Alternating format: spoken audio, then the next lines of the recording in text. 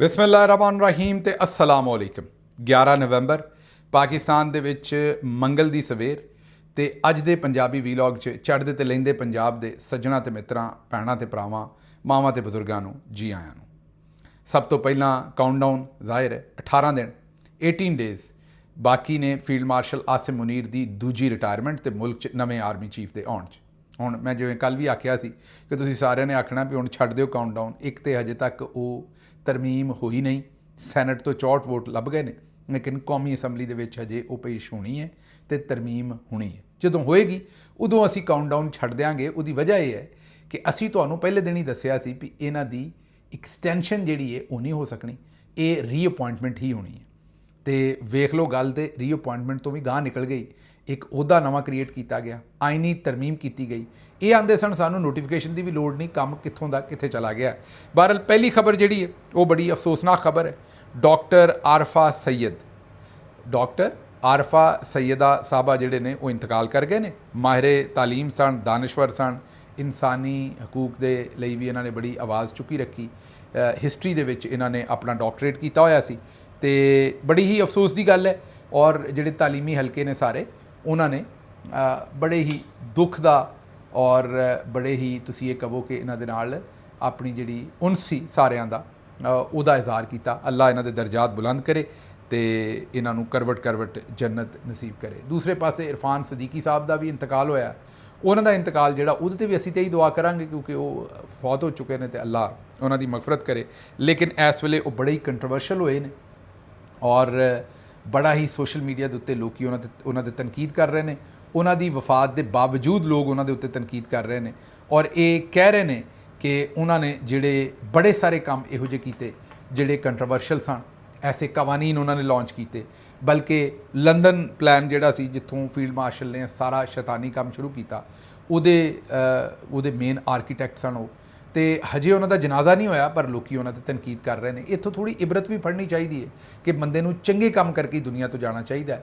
ਜੇ ਖਲਕੇ ਖੁਦਾ ਨੂੰ ਤੰਗ ਕਰਕੇ ਜਾਓਗੇ ਤਾਂ ਫਿਰ ਦੁਨੀਆ ਜਿਹੜੀ ਹੈ ਜ਼ਾਹਿਰ ਹੈ ਆਪਣਾ ਹਿਸਾਬ ਜਿਹੜਾ ਉਹਦੇ ਵਿੱਚ ਹੈ ਉਹ ਕੋਸ਼ਿਸ਼ ਕਰੇਗੀ ਕਿ ਜਿਹੜਾ ਵੀ ਉਹਨਾਂ ਦਾ ਗਮੋ ਗੁੱਸਾ ਹੈ ਉਹ ਕੱਢ ਸਕਣ। ਅੱਛਾ ਜੀ, ਅਗਲੀ ਖਬਰ ਵਾਲੇ ਪਾਸੇ ਆ ਜਾਈਏ ਜ਼ਰਾ। ਸੁਹੇਲ ਅਫਰੀਦੀ ਨੂੰ ਕਿਸੇ ਦਾ ਪਿਓ ਵੀ ਗ੍ਰਿਫਤਾਰ ਨਹੀਂ ਕਰ ਸਕਦਾ। ਉਹ 4.5 ਕਰੋੜ ਆਵਾਮ ਦਾ ਨੁਮਾਇੰਦਾ ਹੈ। ਉਹ ਫਾਰਮ 45 ਵਾਲਾ ਵਜ਼ੀਰ ਆਲਾ ਨਹੀਂ, ਫਾਰਮ 45 ਵਾਲਾ ਵਜ਼ੀਰ ਆਲਾ ਹੈ, ਉਹ ਫਾਰਮ 47 ਵਾਲਾ ਵਜ਼ੀਰ ਆਲਾ ਨਹੀਂ।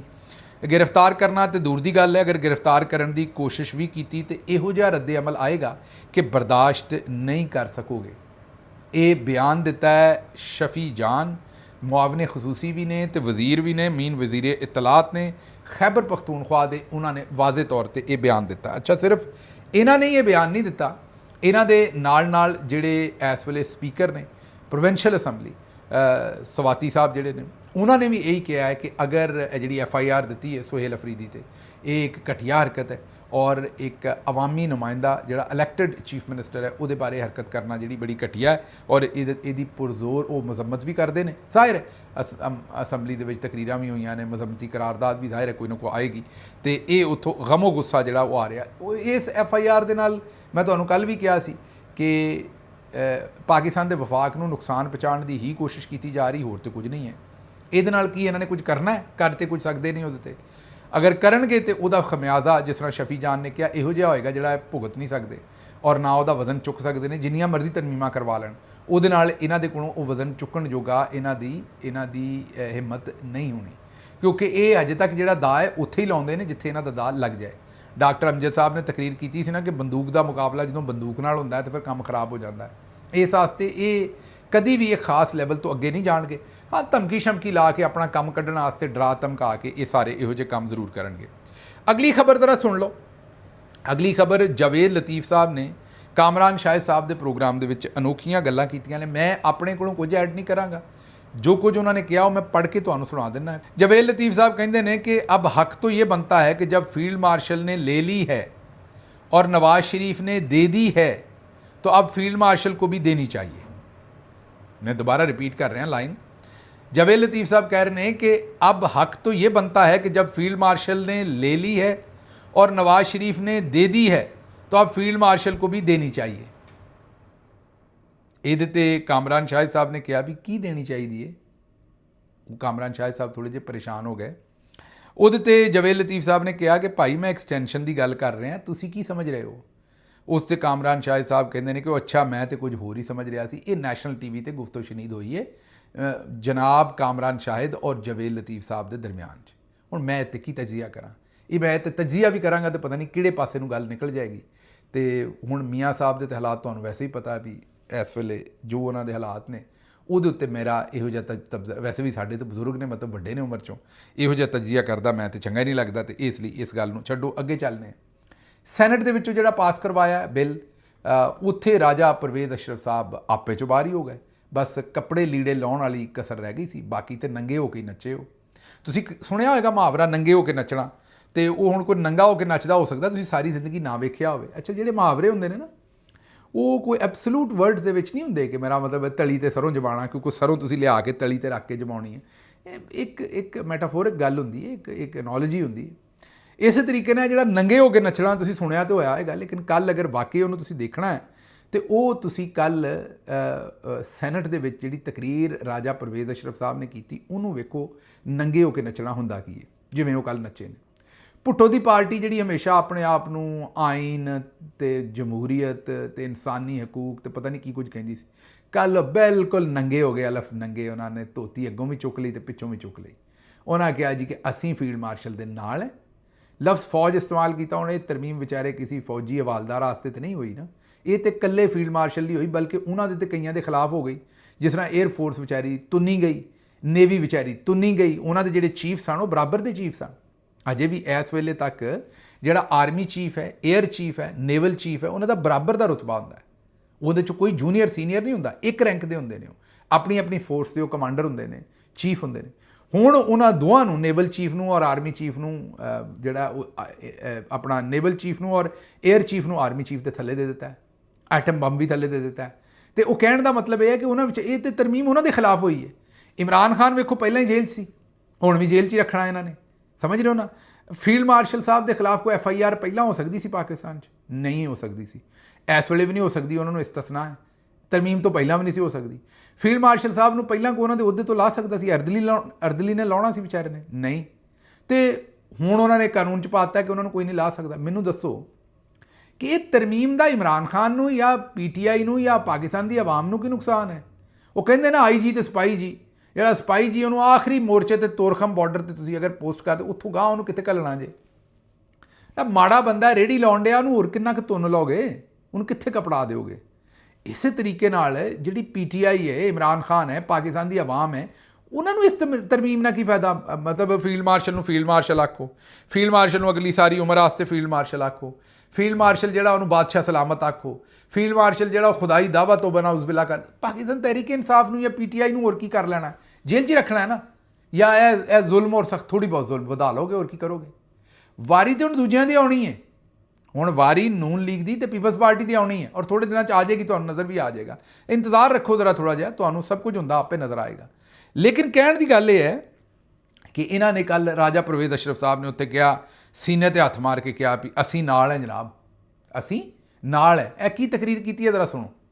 का सलूक हुआ, हम खुद कहते थे, हम खुद कहते थे कि नरमी करो सियासी, लेकिन अब मुझे यकीन हो गया है, खुदा की कसम कि आप सियासी लोग नहीं हैं। आपसे नरमी नहीं करनी चाहिए, आपसे सख्ती करनी चाहिए। आप दुश्मन हैं मुल्क के, आप दुश्मन हैं मुल्क के, आप आइन के दुश्मन हैं, आप कानून के दुश्मन हैं। और अब हम आपका मुकाबला करेंगे इंशाअल्लाह ताला, और अपनी फौज के साथ खड़े हैं।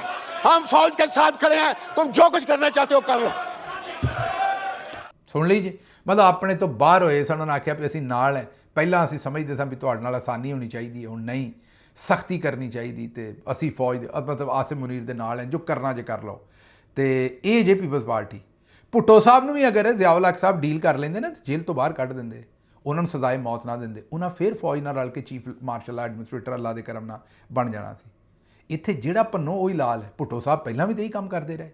ਪਹਿਲਾਂ ਉਹ ਜਨਰਲ ਅਯੂਬ ਦੀ ਕੈਬਨਿਟ ਦੇ ਵਿੱਚ ਵਜ਼ੀਰ ਰਹੇ, ਉਹਨੇ ਆਇਨ ਮੁਅੱਤਲ ਕੀਤਾ ਸੀ। ਉਹ ਇਸੇ ਤਰੀਕੇ ਨਾਲ ਜਿਸ ਤਰ੍ਹਾਂ ਫੀਲਡ ਮਾਰਸ਼ਲ ਸਾਹਿਬ, ਬਲਕਿ ਫੀਲਡ ਮਾਰਸ਼ਲ ਸਾਹਿਬ ਤੇ ਚਲੋ ਫਿਰ ਵੀ ਪਿੱਛੇ ਚਿਲਮਨ 'ਚ ਲੁਕੇ ਨੇ ਨਾ, ਮਾਰਸ਼ਲਾ ਉਂਝ ਨਹੀਂ ਲਾਈ।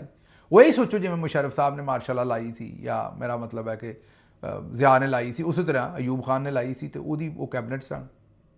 ਉਸ ਤੋਂ ਬਾਅਦ ਯਾਹਿਆ ਖਾਨ ਨਾਲ ਰਲ ਗਏ, ਉਸ ਤੋਂ ਬਾਅਦ ਖੁਦ ਚੀਫ ਮਾਰਸ਼ਲ ਐਡਮਿਨਿਸਟ੍ਰੇਟਰ ਬਣ ਗਏ, ਖੁਦ ਡਿਕਟੇਟਰ ਬਣ ਗਏ ਭੁੱਟੋ ਸਾਹਿਬ, ਫਿਰ ਵਜ਼ੀਰ ਆਜ਼ਮ ਬਣ ਗਏ, ਤੇ ਫਿਰ ਅਗਲਿਆਂ ਨੇ ਚੁੱਕ ਲਿਆ। ਚੁੱਕ ਕੇ ਤੇ ਫਿਰ ਜ਼ੁਲਮ ਕੀਤਾ, ਫਾਂਸੀ ਦਿੱਤੀ, ਜਿੱਥੇ ਅਸੀਂ ਉਹਨਾਂ ਦੇ ਨਾਲ ਖਲੋਨੇ ਕਿ ਉਹ ਧੱਕਾ ਕੀਤਾ। ਲੇਕਿਨ ਇਹ ਨਸਲ ਦਰ ਨਸਲ ਜਿਹੜਾ ਕੰਮ ਇਹਨਾਂ ਦਾ ਚੱਲ ਰਿਹਾ, ਤੇ ਕੱਲ ਉਹ ਨੰਗੇ ਹੋ ਕੇ ਨੱਚੇ ਨੇ। ਚਲੋ ਚੰਗਾ ਕੰਮ ਕੀਤਾ ਇਹ ਵੀ ਕੰਮ। ਅੱਛਾ, ਇੱਕ ਪਾਸੇ ਤੇ ਇਹ ਕੰਮ ਹੋਣ ਡਿਆ ਸੀ, ਦੂਜੇ ਪਾਸੇ ਪਾਕਿਸਤਾਨ 'ਚ ਅਦਵਿਆਤ ਦੀ ਜਿਹੜੀ ਕੀਮਤ ਹੈ ਉਹ 32% ਵੱਧ ਗਈ। ਅਦਵਿਆਤ ਦੀ ਕੀਮਤਾਂ 'ਚ ਇਸ ਤੇਜ਼ੀ ਨਾਲ ਇਜ਼ਾਫੇ ਦੇ ਵਿੱਚ ਆਵਾਮ ਤੇ ਵਿਚਾਰੀ ਸੋਨੀ ਹੋ ਗਈ, ਉਹ ਤੇ ਹੁਣ ਰਿਐਕਟ ਹੀ ਨਹੀਂ ਕਰਦੀ ਨਾ। ਉਹਦੀ ਵਜ੍ਹਾ ਹੈ ਕਿ 26 ਨਵੰਬਰ, ਫਿਰ ਕਸ਼ਮੀਰ, ਫਿਰ ਮੁਰੀਦ ਕੇ, ਉਹਨਾਂ ਨੂੰ ਪਤਾ ਸਿੱਧੇ ਗੋਲੀਆਂ ਮਾਰਦੇ ਨੇ ਸਿਰਾਂ 'ਚ। ਉਹ ਤੇ ਹੁਣ ਇੰਝ ਵੀ ਜਿਵੇਂ ਕਿਸੇ ਮਕਬੂਜ਼ਾ ਇਲਾਕੇ 'ਚ ਰਹਿਣ ਡਏ ਨੇ, ਉਹਦੇ ਵਿਚਾਰੇ ਸਾਹ ਵੀ ਨਹੀਂ ਲੈਂਦੀ ਆਵਾਮ। ਬਹਰਹਾਲ ਹੁਣ 32% ਜਿਹੜੀ ਦਵਾਈਆਂ ਦੀ ਕੀਮਤ ਵਧੀ ਹੈ। ਪਹਿਲਾਂ ਹੀ ਲੋਕ ਦਵਾਈ ਨਹੀਂ ਖਾਂਦੇ, ਮਤਲਬ ਮਾੜਾ ਬੰਦਾ ਪਹਿਲਾਂ ਹੀ ਦਵਾਈ ਨਹੀਂ ਲੈ ਸਕਦਾ। ਹੁਣ ਇਸ ਤੋਂ ਬਾਅਦ ਕੀ ਬਣੇਗਾ ਲੋਕਾਂ ਦਾ, ਇਹ ਸਾਡੀ ਸਮਝ 'ਚ ਨਹੀਂ ਹੈ। ਬਹਰਹਾਲ ਇਹਨਾਂ ਨੇ ਤਬਾਹੀ ਕਰ ਛੱਡੀ। ਅੱਛਾ ਜੀ, ਦੂਜੇ ਟਰੰਪ ਸਾਹਿਬ ਦੇ ਅਮਰੀਕਾ ਦੇ ਵਿੱਚੋਂ ਉਹਨਾਂ ਵਾਸਤੇ ਬੜੀ ਮੁਸੀਬਤ ਬਣ ਗਈ ਹੈ। ਫੀਲਡ ਮਾਰਸ਼ਲ ਦੇ ਚਹੇਤੇ ਟਰੰਪ ਸਾਹਿਬ ਜਿਹੜੇ ਨੇ, ਉਹਨਾਂ ਦੀ ਜਿਹੜੀ ਅਪਰੂਵਲ ਰੇਟਿੰਗ ਹੈ ਉਹ 41% ਹੋ ਗਈ ਹੈ। ਮਤਲਬ ਲੋਕੀ ਉਹਨਾਂ ਨੂੰ ਹੁਣ 100% 'ਚੋਂ ਸਿਰਫ 41% ਜਿਹੜੇ ਕਹਿੰਦੇ ਨੇ ਵੀ ਸਦਰ ਬਣਨ ਦੇ ਕਾਬਿਲ ਨੇ। 49% ਉਹਨਾਂ ਦੀ ਨਾਪਸੰਦੀਦਗੀ ਜਿਹੜੀ ਹੈ ਉਹ ਰਹਿ ਗਈ ਹੈ, ਹੋ ਗਈ ਹੈ।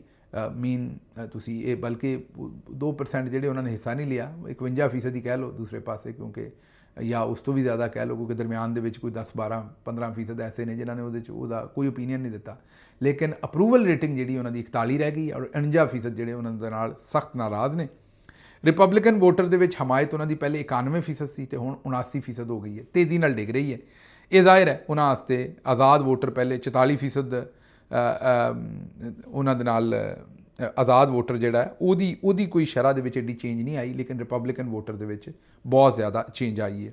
ਇੱਥੇ ਉਹਨਾਂ ਵਾਸਤੇ ਮਿਡ ਟਰਮ ਜਿਹੜਾ ਇਲੈਕਸ਼ਨ ਹੋਣਾ, ਉਹਦੇ ਵਿੱਚ ਮੈਨੂੰ ਤਾਂ ਇਹ ਨਜ਼ਰ ਆ ਰਿਹਾ ਕਿ ਟਰੰਪ ਸਾਹਿਬ ਹੁਣ ਵੀ ਇਲੈਕਸ਼ਨ ਹਾਰੇ ਨੇ ਤੇ ਅੱਗੋਂ ਵੀ ਉਹਨਾਂ ਦਾ ਮੈਨੂੰ ਹਾਰਨਾ ਹੀ ਨਜ਼ਰ ਆਉਂਦਾ। ਹੁਣ ਕਿਤੇ ਟਰੰਪ ਸਾਹਿਬ ਵੀ ਕਿਤੇ PTI ਤੇ ਗੁੱਸਾ ਨਾ ਕਰ ਦੇਣ, ਜਿਵੇਂ ਕੱਲ੍ਹ ਪਰਵੇਜ਼ ਅਸ਼ਰਫ ਸਾਹਿਬ ਉਹ ਆਉਂਦੇ ਨਾ ਪੰਜਾਬੀ 'ਚੋਂ ਡਿੱਗਿਆ ਖੋਤੇ ਤੋਂ ਤੇ ਗੁੱਸਾ ਘਮਾਰ ਤੇ ਉਹ ਜੋ ਕੁਝ ਇਹਨਾਂ ਕੀਤਾ, ਮੂੰਹ ਤੇ ਕਾਲਕ ਮਲੀ ਹੈ PTI ਆਪਣਾ ਪੀਪਲਸ ਪਾਰਟੀ ਵਾਲਿਆਂ ਨੇ। ਉਸ ਤੋਂ ਬਾਅਦ ਮੈਨੂੰ ਤਾਂ ਸ਼ੱਕ ਹੀ ਪੈਂਦੀ ਹੈ ਕਿ ਉਹ ਜਿਹੜਾ ਗੁੱਸਾ ਸੀ ਨਾ ਇਹਨਾਂ ਨੂੰ ਪਤਾ ਵੀ ਇਹਨਾਂ ਗੰਦਾ ਕੰਮ ਕੀਤਾ, ਆਵਾਮ ਨੂੰ ਹੁਣ ਕੀ ਜਵਾਬ ਦੇਣਾ। ਉਹ ਬਸ PTI ਦੇ ਉੱਤੇ ਗੁੱਸਾ ਕੱਢ ਕੇ ਤੇ ਆਪਣੇ ਆਪ ਨੂੰ ਜਿਹੜਾ ਕਿਸੇ ਤਰੀਕੇ ਨਾਲ ਉਹ ਪੂਰਾ ਕਰ ਰਹੇ ਸਨ। ਅੱਛਾ ਜੀ, ਅੱਗੋਂ ਇਹ ਅਦੀਲ ਰਾਜਾ ਸਾਹਿਬ ਦੀ ਸਟੋਰੀ ਹੈ। ਅਰਸ਼ਦ ਸ਼ਰੀਫ ਦੇ ਫਾਰਮਰ ਪ੍ਰੋਡਿਊਸਰ ਨੇ, ਉਹ ਕਹਿੰਦੇ ਨੇ ਕਿ 27ਵੀਂ ਤਰਮੀਮ ਦੇ ਇਹ ਸਾਰੇ ਕੰਮ ਦੇ ਵਿੱਚ ਨੂਨ ਲੀਗ ਦੇ ਇੱਕ ਵਜ਼ੀਰ ਨੇ ਕਿਹਾ ਕਿ ਅਸੀਂ ਬਿਲਕੁਲ ਖੁਸਰੇ ਹੋ ਗਏ, ਸਾਨੂੰ ਖੁਸਰਿਆਂ ਦੀ ਤਰ੍ਹਾਂ ਨਚਵਾਇਆ ਜਾ ਰਿਹਾ ਤੇ ਨੱਚ ਕੇ ਅਸੀਂ ਥੱਕ ਗਏ। ਅੱਛਾ, ਇਹਦੇ 'ਚ ਮੇਰੀ ਅਦੀਲ ਰਾਜਾ ਸਾਹਿਬ ਕੋਲੋਂ ਤੇ ਜ਼ਾਹਿਰ ਉਹਨਾਂ 'ਤੇ ਰਿਪੋਰਟ ਹੀ ਕੀਤਾ ਅਦੀਲ ਰਾਜਾ ਸਾਹਿਬ ਨੇ, ਉਹਨਾਂ ਦਾ ਕਸੂਰ ਤੇ ਨਹੀਂ, ਲੇਕਿਨ ਨੂਨ ਲੀਗ ਦੇ ਇਸ ਵਜ਼ੀਰ ਤੋਂ ਮੇਰੀ ਇੱਕ ਹੀ ਗੁਜ਼ਾਰਿਸ਼ ਹੈ ਵੀ ਬਈ ਜੋ ਮਰਜ਼ੀ ਕਰੋ, ਤੁਸੀਂ ਜਿਹੜਾ ਨਾ ਉਹ ਆਪਣੀ ਲੜਾਈ ਆਪਣੇ ਘਰ ਰੱਖੋ। ਖੁਸਰਿਆਂ ਨੂੰ ਵਿਚਾਰਿਆਂ ਨੂੰ ਇਹਦੇ 'ਚ ਕਿਉਂ ਬਦਨਾਮ ਕਰਦੇ ਹੋ? ਉਹ ਇਹੋ ਜਿਹੇ ਗੰਦੇ ਕੰਮ ਤੇ ਨਹੀਂ ਕਰਦੇ, ਆਪਣੀ ਮਿਹਨਤ ਮਜ਼ਦੂਰੀ ਕਰਦੇ ਨੇ। ਮੈਨੂੰ ਇੱਕ ਲਤੀਫਾ ਯਾਦ ਆ ਗਿਆ, 2 ਬੀਬੀਆਂ ਜਿਹੜੀਆਂ ਉਹ ਲੜਨ ਰਹੀਆਂ ਸਨ, ਬਾਬਾ ਜੀ ਜਿਹੜੇ ਨੇ ਉਹ ਮੰਜੀ ਤੇ ਬਾਹਰ ਬੈਠੇ ਸਨ ਤੇ ਮਤਲਬ ਮੰਜੀ ਤੇ ਲੰਮੇ ਪਏ ਸਨ, ਤੇ ਉਹ ਬੀਬੀਆਂ ਜਿਹੜੀਆਂ ਲੜਾਈ ਕਰਨ ਰਹੀਆਂ ਸਨ ਨਾ, ਉਹ ਇੱਕ ਬੀਬੀ ਨੇ ਦੂਜੀ ਨੂੰ ਕਿਹਾ ਵੀ ਨਹੀਂ ਬਾਬਾ ਤੇਰੇ ਨਾਲ ਇਹ ਕਰੇ, ਦੂਜੀ ਨੇ ਕਿਹਾ ਨਹੀਂ ਬਾਬਾ ਤੇਰੇ ਨਾਲ ਇਹ ਕਰੇ, ਤੇ ਬਾਬਾ ਜੀ ਦੇ ਦੰਦ ਨਿਕਲਣ ਤੇ ਹੱਸਣ ਬਾਬਾ ਜੀ, ਕਿਉਂਕਿ ਵਿੱਚ ਮੇਨ ਪਲੇਅਰ ਤੇ ਬਾਬਾ ਜੀ ਡਿਸਕਸ ਹੋ ਰਹੇ ਸਨ ਵੀ ਉਹ ਉਹਨੂੰ ਕਹਿੰਦੀ ਸੀ ਬਾਬਾ ਜੀ ਇਹ ਕਰੇ, ਤੇ ਉਹ ਅੱਗੋਂ ਉਹਨੂੰ ਕਹਿੰਦੀ ਸੀ, ਬਾਬਾ ਜੀ ਬੜੇ ਖੁਸ਼ ਹੋਣ ਡਏ ਸਨ। ਉਹ ਇੱਕ ਨੇ ਗੁੱਸੇ 'ਚ ਆ ਕੇ ਕਿਹਾ ਵੀ ਬਾਬਾ ਆਪਣੀ ਮਾਂ ਨਾਲ ਕਰੇ ਜਾ ਕੇ, ਬਾਬਾ ਆਪਣੀ ਭੈਣ ਨਾਲ ਕਰੇ ਇਹ ਕੰਮ ਜਾ ਕੇ। ਤੇ ਬਾਬਾ ਜੀ ਨੂੰ ਜਿਸ ਵੇਲੇ ਗਾਲਾਂ ਪੈਣ ਲੱਗ ਪਈਆਂ ਤੇ ਬਾਬਾ ਜੀ ਕਹਿੰਦੇ ਕੁੜੀਓ ਆਪਣੀ ਲੜਾਈ ਆਪਣੇ ਘਰ ਰੱਖੋ, ਮੈਨੂੰ ਵਿੱਚ ਨਾ ਲਿਆਓ, ਪਹਿਲਾਂ ਦੰਦ ਨਿਕਲਣ ਡਏ ਸਨ। ਉਹੀ ਹਾਲ ਇਹਨਾਂ ਦਾ। ਤੇ ਮੈਂ ਹੀ ਆਖਾਂਗਾ ਵੀ ਮਿਹਰਬਾਨੀ ਕਰੋ ਅਦੀਲ ਰਾਜਾ ਸਾਹਿਬ ਤੇ ਉਹ PMLN ਦੇ ਜਿਹੜੇ ਵਜ਼ੀਰ ਸਾਹਿਬ ਨੇ ਕਿ ਆਪਣੀ ਲੜਾਈ ਆਪਣੇ ਘਰ ਰੱਖੋ, ਮਿਹਰਬਾਨੀ ਕਰਕੇ ਖੁਸਰਿਆਂ ਨੂੰ ਇਹਦੇ ਵਿੱਚ ਨਾ ਲਿਆਓ। ਤੁਹਾਡੀ ਮਿਹਰਬਾਨੀ। ਖੁਸਰਿਆਂ ਦਾ ਇਸ ਖੁਸਰੇ ਤੇ 27ਵੀਂ ਤਰਮੀਮ ਇਸ ਗੱਲ ਦੇ ਵਿੱਚ ਉਹਨਾਂ ਗਰੀਬਾਂ ਦਾ ਕੀ ਲੈਣ ਦੇਣਾ ਹੈ। ਅੱਛਾ ਜੀ, ਅੱਗੋਂ ਜਿਹੜੇ ਕਾਸਮ ਗਿਲਾਨੀ ਨੇ, ਯੂਸਫ ਰਜ਼ਾ ਗਿਲਾਨੀ ਸਾਹਿਬ ਦੇ ਸੁਪੁੱਤਰ, ਉਹਨਾਂ ਨੇ ਕਿਹਾ ਹੈ ਕਿ ਇਸ ਤਰਮੀਮ 'ਚ ਮੈਂ ਕੋਸ਼ਿਸ਼ ਬੜੀ ਕੀਤੀ ਕਿ ਮੈਂ ਅਵਾਮੀ ਬਿਹਤਰੀ ਦੀ ਕੋਈ ਚੀਜ਼ ਇਹਦੇ 'ਚ ਪਵਾ ਦਿਆਂ, ਲੇਕਿਨ ਮੇਰੇ ਕੋਲੋਂ ਪਵਾਈ ਨਹੀਂ ਗਈ। ਅੱਛਾ, ਇਹ ਹੁਣ ਅਵਾਮੀ ਬਿਹਤਰੀ ਦੀ ਚੀਜ਼ ਇੱਕ ਹੀ ਇਹਦੇ ਜਿਹੜਾ ਆਸਿਫ ਜ਼ਰਦਾਰੀ ਸਾਹਿਬ ਨੂੰ ਤੁਸੀਂ ਇਸਤਸਨਾ ਦਵਾ ਦਿੱਤਾ ਪੂਰੀ ਉਮਰ ਵਾਸਤੇ ਵੀ ਉਹਨਾਂ ਨੂੰ ਵੀ ਹੁਣ ਕੋਈ ਟੱਚ ਨਹੀਂ ਕਰ ਸਕਦਾ, ਉਹ ਅਨਟੱਚੇਬਲ ਹੋ ਗਏ ਨੇ, ਉਹ ਜੋ ਮਰਜ਼ੀ ਕਰਨ, ਨੰਗੇ ਨਹਾਉਣ ਤੇ ਖੁੱਲ੍ਹਾ ਖਾਣ, ਉਹਨਾਂ ਨੂੰ ਹੁਣ ਕੋਈ ਨਹੀਂ ਪੁੱਛ ਸਕਦਾ। ਹਰ ਜਰਾਇਮ ਦੀ ਉਹਨਾਂ ਨੂੰ ਫੀਲਡ ਮਾਰਸ਼ਲ ਸਾਹਿਬ ਨੇ ਬਿਲਕੁਲ ਕਲੀਨ ਚਿੱਟ ਦੇ ਦਿੱਤੀ ਹੈ। ਤੇ ਇਹ ਹੁਣ ਮੇਰੀ ਸਮਝ ਤੋਂ ਅੱਗੇ ਹੈ ਵੀ ਤੁਸੀਂ ਇਹ ਅਵਾਮੀ ਮੁਫਾਦ ਕਿਹਦਾ ਨਾਂ ਰੱਖਿਆ ਹੈ, ਹੋਰ ਤਾਂ ਸਾਨੂੰ ਕੋਈ ਸ਼ਾਇਦ ਵਿੱਚ ਨਜ਼ਰ ਨਹੀਂ ਆਈ ਸੀ। ਅੱਛਾ, ਪਾਰਲੀਮੈਂਟ ਹਾਊਸ ਦੇ ਵਿੱਚ ਨਾ 1973 ਦਾ ਜਿਹੜਾ ਆਇਨ ਜਿਹੜੇ ਲੋਕਾਂ ਨੇ ਮਨਜ਼ੂਰ ਕਰਾਇਆ ਸੀ ਨਾ, ਉਹਨਾਂ ਦਾ ਇੱਕ ਮਿਊਜ਼ੀਅਮ ਬਣਾਇਆ, ਸਟੈਚੂ ਬਣਾਏ ਨੇ ਜਿਹੜੇ ਪੁਰਾਣੇ ਪਾਰਲੀਮੈਂਟੇਰੀਅਨ ਸਨ, ਉਹਨੂੰ ਤਾਲਾ ਲਾਤਾ। ਇਹ ਤੁਹਾਨੂੰ ਯਕੀਨ ਨਹੀਂ ਆਏਗਾ, ਉਹਨੂੰ ਤਾਲਾ ਲਾਤਾ ਤਾਂ ਕਿ ਸਹਾਫੀ ਉੱਥੇ ਨਾ ਜਾਣ, ਵੀਡੀਓਜ਼ ਬਣਾ ਕੇ ਨਾ ਦਿਖਾਉਣ ਲੋਕਾਂ ਨੂੰ ਵੀ ਜਨਾਬ ਇਹ 1973 ਦੇ ਉੱਤੇ ਫਖਰ ਕੀਤਾ ਜਾਂਦਾ ਸੀ ਆਇਨ ਦੇ ਉੱਤੇ, ਉਸ ਆਇਨ ਦੀ ਤਬਾਹੀ ਕਰ ਦਿੱਤੀ ਹੈ। ਉਹਨਾਂ ਮਿਊਜ਼ੀਅਮ ਹੀ ਬੰਦ ਕਰ ਦਿੱਤਾ, ਦੁਕਾਨ ਹੀ ਬੰਦ ਕਰ ਦਿੱਤੀ। ਦੂਸਰੇ ਲਫ਼ਜ਼ਾਂ ਦੇ ਵਿੱਚ 1973 ਦਾ ਆਇਨ ਦੀ ਦੁਕਾਨ ਹੀ ਉਹਨਾਂ ਨੇ ਬੰਦ ਕਰ ਦਿੱਤੀ। ਵੈਸੇ ਚੰਗਾ ਕੀਤਾ ਪੀਪਲਸ ਪਾਰਟੀ ਵਾਲਿਆਂ ਨੇ, ਤੇ ਆਪ ਆਪਣੇ ਸਿਰ 'ਚ ਵੀ ਖੇ ਪਾ ਲਈ ਹੈ ਤੇ ਮੂੰਹ 'ਤੇ ਵੀ ਆਪਣੇ ਜਿਹੜਾ ਉਹ ਸਭ ਕੁਝ ਮਲ ਛਲ ਲਿਆ। ਅੱਗੇ ਸੁਣੋ ਜੀ, ਜਨਰਲ ਜ਼ਿਆ ਨੇ ਵੀ ਆਇਨ ਦੇ ਵਿੱਚ 8ਵੀਂ ਤਰਮੀਮ ਕਰਕੇ ਖੁਦ ਨੂੰ ਮਜ਼ਬੂਤ ਤੇ ਮਹਿਫੂਜ਼ ਸਮਝਿਆ ਸੀ। ਫਿਰ ਅੰਬਾਂ ਦੀ ਪੇਟੀ ਦੇ ਅੰਦਰ ਜੋ ਕੁਝ ਹੋਇਆ ਉਹ ਸਾਰਿਆਂ ਨੂੰ ਪਤਾ। ਉਹ ਅੰਬਾਂ ਦੀ ਪੇਟੀ ਆਂਦੇ ਨੇ ਉਹਨਾਂ ਦੇ ਜਾਲ 'ਚ ਰੱਖੀ ਸੀ ਨਾ, ਜਿਹੜੀ ਫਟੀ ਸੀ ਤੇ ਕੰਮ ਖਰਾਬ ਹੋਇਆ ਸੀ। ਉਹ ਆਂਦੇ ਨੇ ਕਿ ਇਸਲਾਮੀ ਤਾਰੀਖ 'ਚ ਨਾ ਕਿਸੇ ਨਬੀ ਨਾ ਕਿਸੇ ਖੁਲਫਾ ਦੇ ਵਿੱਚੋਂ ਕਿਸੇ ਖਲੀਫੇ ਨੂੰ ਇਸਤਸਨਾ ਮਿਲਿਆ, ਨਾ ਕਿਸੇ ਨੇ ਮੰਗਿਆ। ਇਹ ਇਸਲਾਮੀ ਪਾਕਿਸਤਾਨ ਦੇ ਵਿੱਚ ਇਸਤਸਨਾ ਗਲਤ ਹੈ, ਨਹੀਂ ਹੋਣਾ ਚਾਹੀਦਾ। ਮੁਫਤੀ ਤਕੀ ਉਸਮਾਨੀ ਸਾਹਿਬ ਨੇ ਵੀ ਫਤਵਾ ਦੇ ਦਿੱਤਾ ਕਿ ਇਹ ਗੈਰ ਇਸਲਾਮੀ ਹੈ, ਲੇਕਿਨ ਫੀਲਡ ਮਾਰਸ਼ਲ ਸਾਹਿਬ ਦੀ ਹੱਦ ਤੱਕ ਨਹੀਂ, ਸਿਰਫ ਜਿਹੜੇ ਆਸਿਫ ਜ਼ਰਦਾਰੀ ਸਾਹਿਬ ਨੇ ਉਹਨਾਂ ਦੀ ਹੱਦ ਤੱਕ ਉਹਨਾਂ ਨੇ ਆਖਿਆ। ਅੱਗੋਂ ਤਲਾਲ ਚੌਧਰੀ ਸਾਹਿਬ ਕਹਿੰਦੇ ਨੇ ਕਿ ਅਫਸੋਸ ਦੀ ਗੱਲ ਹੈ ਕਿ ਸਾਰੇ ਫੀਲਡ ਮਾਰਸ਼ਲ ਦਾ ਨਾਂ ਲੈ ਕੇ ਸਿਆਸਤ ਚਮਕਾਉਂਦੇ ਨੇ। ਇਸ ਆਇਨੀ ਤਰਮੀਮ ਦੇ ਵਿੱਚ ਫੀਲਡ ਮਾਰਸ਼ਲ ਦੀ ਜ਼ਾਤ ਨੂੰ ਤੇ ਅਸੀਂ ਕੁਝ ਵੀ ਨਹੀਂ ਦਿੱਤਾ। ਨਹੀਂ ਜਨਾਬ, ਤੁਸੀਂ ਦੇਣਾ ਕੀ ਹੈ? ਤੁਸੀਂ ਤਾਂ ਉਹਨਾਂ ਦੇ ਕੋਲੋਂ ਲੈਣਾ ਹੀ ਹੈ ਜੋ ਕੁਝ ਲੈਣਾ ਹੈ। ਉਹਨਾਂ ਨੇ ਆਪਣੀ ਮਰਜ਼ੀ ਨਾਲ ਤਰਮੀਮ ਕਰਾਈ ਹੈ ਤੇ ਤੁਸੀਂ ਉਹਨਾਂ ਨੂੰ, ਮੇਰਾ ਵੀਰ, ਤੁਹਾਡੇ ਕੋਲ ਕੀ ਹੈ ਜਿਹੜਾ ਤੁਸੀਂ ਉਹਨਾਂ ਨੂੰ ਦੇਣਾ? ਫਾਰਮ 47 ਤੇ ਤੁਸੀਂ ਆਏ ਜੇ, ਤੁਹਾਡੇ ਪੱਲੇ ਕੋਈ ਸ਼ੈ ਹੈ ਨਹੀਂ ਜਿਹੜਾ ਤੁਸੀਂ ਉਹਨਾਂ ਨੂੰ ਕੁਝ ਦਿਓ। ਬਿਆਨ ਤੁਹਾਡਾ ਠੀਕ ਹੈ ਵੀ ਤੁਸੀਂ ਉਹਨਾਂ ਨੂੰ ਕੁਝ ਨਹੀਂ ਦਿੱਤਾ, ਇਹ ਗੱਲ ਠੀਕ ਹੈ ਤੁਹਾਡੀ। ਅੱਛਾ ਜੀ, ਸੋਸ਼ਲ ਮੀਡੀਆ ਨੂੰ ਫ੍ਰੀ ਹੈਂਡ ਦੇ ਦਿੱਤਾ, ਸਾਡੇ ਹੱਥ ਪੈਰ ਬੰਨ੍ਹ ਦਿੱਤੇ ਨੇ। ਸੋਸ਼ਲ ਮੀਡੀਆ ਨੇ ਸਾਡੀ ਕ੍ਰੈਡੀਬਿਲਿਟੀ ਖੋਹ ਲਈ ਹੈ। ਸੋਸ਼ਲ ਮੀਡੀਆ ਨੂੰ ਰੈਗੂਲੇਟ ਕੀਤਾ ਜਾਏ, ਇਸ ਦਾ ਚੈੱਕ ਐਂਡ ਬੈਲੈਂਸ ਇਹਦੇ ਹੋਣੇ ਚਾਹੀਦੇ ਨੇ। ਸੁਹੇਲ ਵੜਾਏ 'ਚ ਆਪਣੀ ਕ੍ਰੈਡੀਬਿਲਿਟੀ ਖੋਹਣ ਤੋਂ ਬਾਅਦ ਇਲਜ਼ਾਮ ਸੋਸ਼ਲ ਮੀਡੀਆ ਦੇ ਉੱਤੇ। ਸੁਹੇਲ ਅਫਰੀਦੀ ਕਹਿ ਛੱਡਿਆ ਸੁਹੇਲ ਵੜਾਏ 'ਚ। ਅੱਛਾ, ਸੁਹੇਲ ਵੜਾਏ ਸਾਹਿਬ ਜਿਹੜੇ ਨੇ ਨਾ, ਉਹਨਾਂ 'ਤੇ ਮੈਨੂੰ ਇੱਕ ਲਤੀਫਾ ਯਾਦ ਆ ਗਿਆ। ਇੱਕ ਬਾਬਾ ਜੀ ਜਾਣ ਡਏ ਸਨ ਤੇ ਇੱਕ ਕੋਈ ਨੌਜਵਾਨ ਬੱਚਾ ਜਿਹੜੇ ਨੇ ਉਹ ਆਪਣਾ, ਮੇਰਾ ਮਤਲਬ ਕੋਈ ਖੇਡਾਂ ਹਾਸੇ ਖੇਡੇ ਕਰਨ ਡਏ ਸਨ। ਬਾਬਾ ਜੀ ਨੇ ਕਿਹਾ ਵੀ ਮੈਂ ਤੁਹਾਨੂੰ ਥਾਣੇ ਲੈ ਕੇ ਜਾਣਾ ਹੈ। ਉਹਨਾਂ ਆਖਿਆ ਬਾਬਾ ਜੀ ਛੱਡੋ, ਜਿਹੜਾ ਅਸੀਂ ਇੱਥੇ ਹੱਸਣ ਡੇ ਬਹਿ ਕੇ, ਤੁਸੀਂ ਵੀ ਸਾਡੇ ਨਾਲ ਬਹਿ ਕੇ ਹੱਸ ਲਓ, ਕਿਹੜਾ? ਬਾਬਾ ਜੀ ਨੇ ਕਿਹਾ ਅੱਛਾ ਠੀਕ ਹੈ। ਬਾਬਾ ਜੀ ਬਹਿ ਗਏ, ਥੋੜ੍ਹੀ ਦੇਰ ਬੈਠੇ ਰਹੇ, ਫਿਰ ਆਂਦੇ ਵੀ ਮੈਂ ਕੋਸ਼ਿਸ਼ ਤਾਂ ਬੜੀ ਕੀਤੀ ਹੱਸਣ ਦੀ, ਪਰ ਮੈਨੂੰ ਹਾਸਾ ਆਉਣ ਨਹੀਂ ਰਿਹਾ, ਇਸ ਲਈ ਮੈਂ ਤੁਹਾਨੂੰ ਥਾਣੇ ਲੈ ਕੇ ਜਾਣਾ, ਇਹ ਗੱਲ ਥਾਣੇ ਹੀ ਮੁੱਕਣੀ ਹੈ।